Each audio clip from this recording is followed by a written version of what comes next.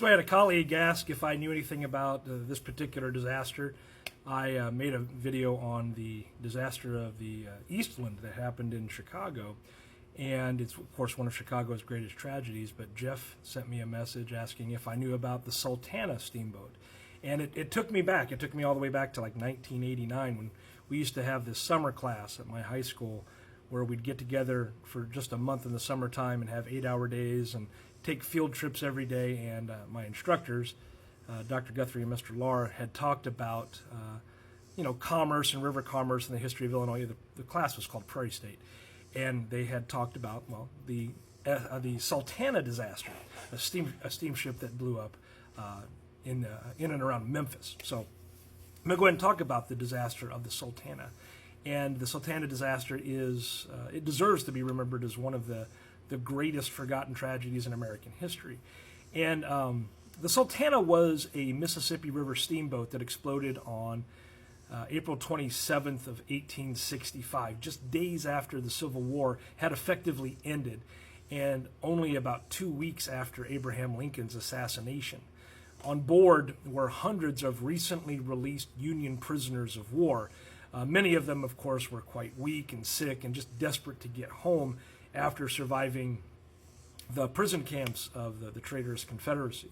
And the tragedy had happened near Memphis when the steamship's boilers exploded, and then the rest of the vessel caught fire and then just broke apart on the river.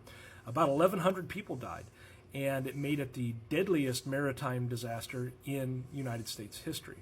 And what makes the story especially painful is that the disaster was 100% preventable. The ship was incredibly overcrowded. It was designed to carry far fewer people than were actually put on board. But government payment systems that were in place encouraged officers and contractors to really pack as many returning soldiers as possible on board. And there are some estimates that put it right around 2,000 people were actually on the ship. Now, on top of that, the Sultana already had well-known boiler problems before it even left. Now, repairs had been made, but the full repairs that it needed were likely put off. Now, so when the explosion happened, it just wasn't bad luck. It was actually the result of greed and haste and just poor judgment and this willingness to risk human lives at the very moment when those men should have been on their way back home to their own freedom following the end of the war. So, if you want to tie the Sultana to the Eastland disaster, the ship that capsized on Lake Michigan, in both cases, the death toll was enormous. In both cases, the disaster involved a lot of ordinary people, not soldiers in battle or people that were far out at sea.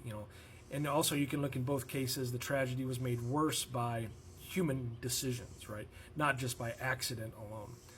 And also the memory of the disaster gets partly overshadowed by other events. The Eastland was overshadowed by, just some other events that took place in Chicago history, and the Sultana was overshadowed by the end of the Civil War and Lincoln's assassination. But both these events still matter.